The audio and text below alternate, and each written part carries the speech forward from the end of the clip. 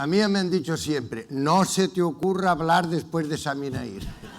Y este aquí, que lo primero que me hacen es darme la palabra después de Sami Naïr, claro, ya está.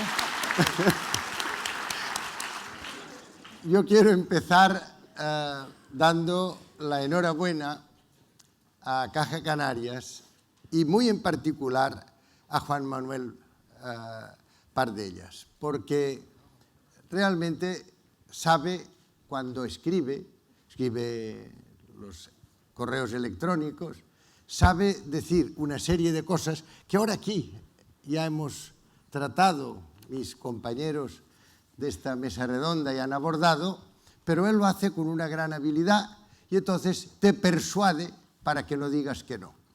Y por tanto, quiero felicitarle y quiero felicitar también a Caja Canarias por haber elegido temas que son enormemente importantes para nuestra conciencia colectiva. Por tanto, enhorabuena y sobre todo porque para mí África ha sido muy importante en mi vida, es muy importante en mi vida. Durante los años en que tuve el honor de dirigir la UNESCO, más del 35% de mi tiempo transcurrió en África. Porque no se puede ni intentar establecer una relación de ayuda, de cooperación, de asistencia, de consejo, de escucha, sobre todo de escucha, estando a miles de kilómetros. Y por tanto, he recorrido África. Y les puedo decir a ustedes una cosa, amo África, porque he aprendido tanto, sobre todo de las mujeres africanas, de estas mujeres que, por lo que nosotros a veces desperdiciamos mientras nos lavamos las manos o nos duchamos, tienen que recorrer a veces hasta kilómetros, transportar sobre su cabeza en este milagroso equilibrio, tienen que transportar unos litros de agua, tienen después, porque no somos capaces de suministrarles ni siquiera cocinas termosolares o unas cocinas de espejos para que puedan hervirla, tienen que buscar un poco de leña. Quiero decirles que son mujeres que inventan desde el amanecer al atardecer el día entero. Estas mujeres, créanme, son fuente de sabiduría. Yo he dicho muchas veces, qué bien si los europeos y los occidentales y en general los otros fuéramos capaces de compensar a África con saberes y ellos nos darían su sabiduría y saldríamos nosotros ganando, porque saberes tendremos, pero la sabiduría, como acaba de proclamar con esta vehemencia que le caracteriza Sami Naïr, nos hace mucha falta en estos momentos. Solo una palabra en relación a África, después yo quiero hablar de cooperación, porque aunque me ha dicho que ya no existe, pero claro, no habría que hablar de cooperación, me decía que no existe, bueno, pero quiero decirles algo en relación a África. Recuerdo que estábamos un día en Toronto y se estaba hablando de la ayuda a los países en vías de desarrollo, como se llama en exacto eufemismo, y de momento empezaron a hablar de África. E inmediatamente hablaron de corrupción. Entonces, efectivamente, yo dije, conozco muy bien África y conozco, es cierto, algunos corruptos. Pero entre el corrupto y el corruptor, prefiero al corrupto.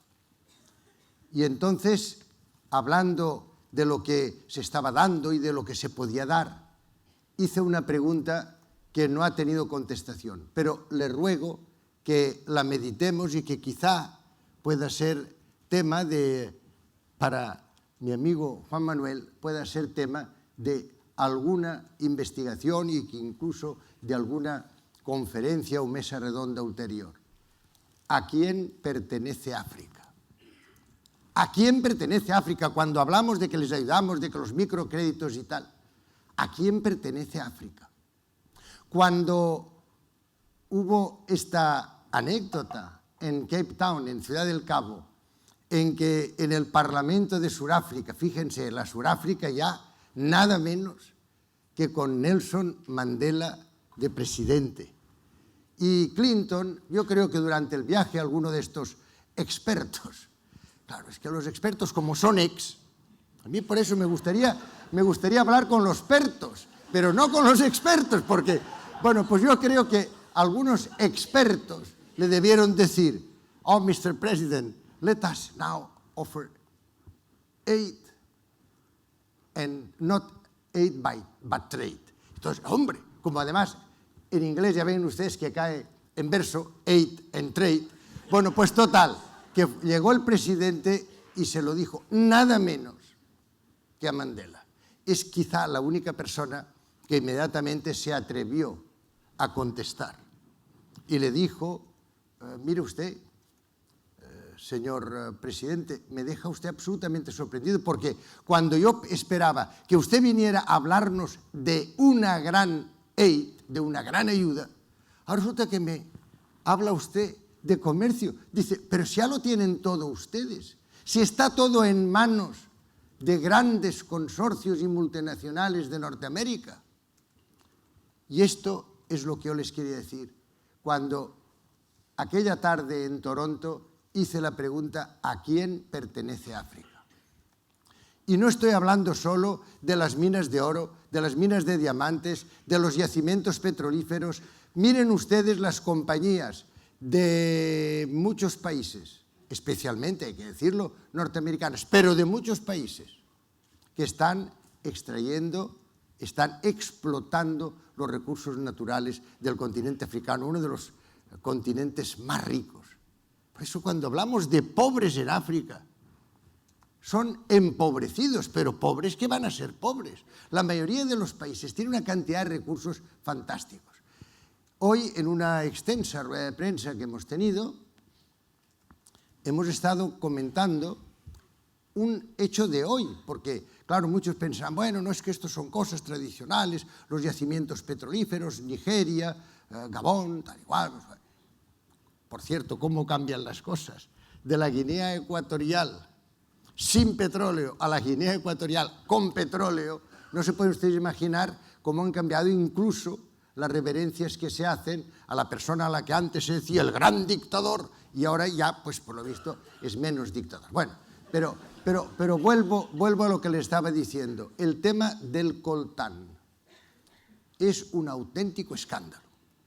El coltán es un metal que se encuentra el 82% se encuentra precisamente en la tierra de los Kibus, por encima de Lumumbashi, dentro de la República Democrática del Congo, en la zona fronteriza con Burundi, Ruanda y Uganda. En esta zona sale normalmente la mayoría en estos momentos por Ruanda. Se necesita para la producción de los teléfonos móviles, miren ustedes qué maravilla, es el material además especial para determinadas ojivas nucleares y materiales espaciales, etcétera, etcétera. Es una vergüenza. Por eso, porque aquí sí que no caben, aquí sí que no hay transacciones, aquí sí directamente las grandes multinacionales explotan este magnífico mineral y lo exportan sin dejar prácticamente nada en el país, un país tan necesitado como la República Democrática del Congo, del que se extrae. Voy a resumir diciendo que, como también ya se ha indicado, países que no eran pobres, pero que se endeudaron, países que progresivamente vieron cómo les explotaban los recursos y ellos no podían hacer nada, pero además cada vez debían más dinero, y se produce al final de los años 80 una situación que yo he denunciado, la denuncié siendo director general de UNESCO, la he denunciado 1000 veces, es que los flujos financieros propios de los préstamos, en lugar de ir de los países ricos a los países pobres, empiezan a funcionar por el pago de la deuda de los países pobres hacia los países ricos. Bueno, y todo eso que se denuncia y que se dice no puede ser, que son cosas que van a finalmente volverse contra nosotros. Todas estas cosas se van dejando a un lado, es una inercia extraordinaria la que predomina, se debilita a las Naciones Unidas. Fíjense ustedes, la invasión de Kosovo fue un disparate, fue la primera vez que yo creo sinceramente que Europa y que la OTAN se equivocaron, porque se hizo una invasión sin el visto bueno del secretario y del propio Consejo de las Naciones Unidas. Y entonces, prepararon también Chechenia, y porque China ha tenido otras cosas que hacer más que invadir una isla secesionista, cuando se crean precedentes es terrible. Bueno, pero lo cierto es que se va abandonando a las Naciones Unidas. Reagan llega a decir, I would like to wave out from Manhattan a las Naciones Unidas. Me gustaría despedir a las Naciones, decirles adiós a las Naciones Unidas.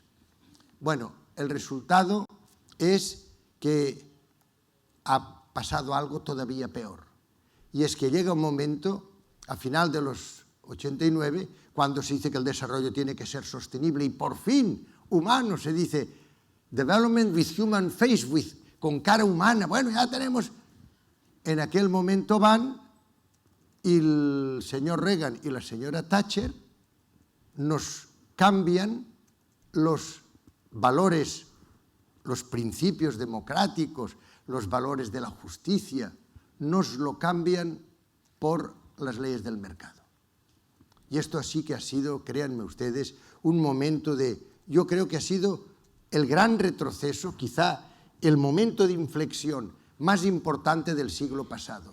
Porque don Antonio Machado ya había escrito, yo lo repito muchas veces, había escrito, es de necio confundir valor y precio.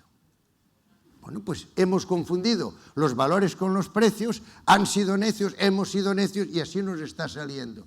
Y ahora ya voy a pasar ahora para terminar. Las cosas, ustedes saben, que no van bien económicamente. La financiación a escala mundial no va bien. Ha habido no solo un debilitamiento de las Naciones Unidas, ha habido un debilitamiento del Estado-nación, ha habido una gran cesión de los medios y de los recursos a grandes corporaciones internacionales que con la OPA, la mega OPA, la no sé cuántos, tal igual, y la fusión OPA, bueno, total, que está concentrando el poder cada vez, poder económico, poder político, poder militar, poder mediático. El poder mediático está en una concentración extraordinaria, lo acabamos de ver hace bien poco. Todo esto nos lleva a una situación, y es que las cosas no van bien financieramente. Entonces, ¿qué es lo que observamos? Observamos que ¿quién rescata a las empresas, estas grandes empresas, cuando las cosas no van bien? Lo rescata, como siempre, el contribuyente. Lo rescata el Estado. Ha sido, y esto es cuestión tan solo de hace unas semanas, el ver que el Reino Unido recompraba el Northern Rock Bank. ¿Qué es eso? O sea, cuando le iba bien al Northern Rock Bank, nadie le iba a pedir allí, oigan, nosotros también queremos que nos den un poquitín de lo que ustedes están ganando. Cuando pierden, entonces, lo digo porque hay ahora mismo una crisis muy importante medioambiental. Lo hemos vivido, lo estamos todos conscientes, sabemos que tenemos que reaccionar. Pero es que en los últimos, quizás semanas, o en los últimos incluso días, está apareciendo otro fruto de la especulación, más que de los biocarburantes, que es la crisis alimentaria.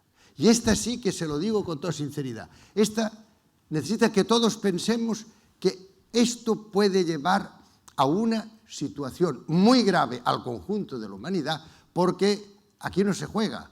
De donde ahora estamos, con un sistema financiero a escala mundial que está únicamente inspirado por valores de mercado en lugar de por los valores éticos, fundamento, por cierto, de la democracia. En un momento en que tenemos una crisis medioambiental, que no podemos pasar a nuestros hijos, no les podemos dejar la casa desvencijada y fría. En un momento en que hay una crisis enorme como les comentaba, de alimentación y de agua, la crisis del agua. Y nosotros no nos podemos conformar si tenemos el conocimiento, si tenemos la capacidad, si tenemos la tecnología. ¿Cómo vamos a pensar dentro de unos años Canarias será el desierto? El otro día lo leía, hasta en el Herald Tribune decía en Australia se está desecando. España, toda la parte de Málaga y tal, dentro de unos años, ¿qué es eso? Pero si lo aceptamos es porque queremos. Si tenemos ya hoy los conocimientos que nos permitirían hacer frente a esta situación. Lo único que hay que hacer es, en lugar de invertir 3.000 millones de dólares al día en armas y en un sistema financiero que va por otro camino, lo que ahora hay que hacer es, una gran parte de estos fondos, invertirlos en grandes infraestructuras. En infraestructuras, fíjense ustedes, con la energía termosolar, no la fotovoltaica, la termosolar, se puede ya producir hidrógeno. El momento en que esto se perfeccione, con el hidrógeno podremos hacer la desalinización masiva del agua del mar. Esta es la solución. Tenemos soluciones, tenemos posibilidades y lo que tenemos que hacer es que exista esta explosión espiritual, esta capacidad de los ciudadanos del mundo, y hoy podemos participar y podemos expresarnos no solo en manifestaciones a veces manipuladas, sino lo podemos hacer por la moderna tecnología de la comunicación, por los SMS.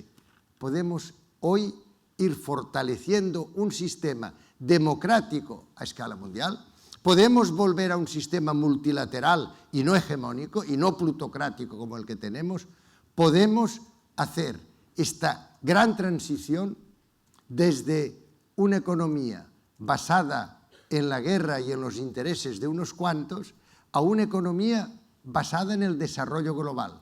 Y entonces sí, entonces la cooperación sí que sería cooperación para un gran desarrollo global, con grandes infraestructuras, con vivienda para todos. Les puedo asegurar una cosa, no solo las grandes empresas seguirían ganando el dinero que ganan ahora, ganarían mucho más, pero es que además tendrían más clientes, porque ahora los beneficiarios siempre somos este 20% del barrio próspero de la aldea global. Aumentaría el número de beneficiarios, el número de personas que vivían en dignidad. A mí me gusta terminar como terminó el presidente Kennedy, que no todos los presidentes son como el presidente Bush. El presidente Kennedy dijo algo fantástico, también pocos meses antes de su muerte. En el mes de junio del año 63 dijo: no hay ningún desafío que esté más allá de la capacidad creativa de la especie humana. Tenemos, por tanto, la capacidad de inventar, tenemos la capacidad de buscar soluciones. Estas soluciones las tenemos que aplicar porque es el gran compromiso que tenemos con nuestros hijos. Muchas gracias.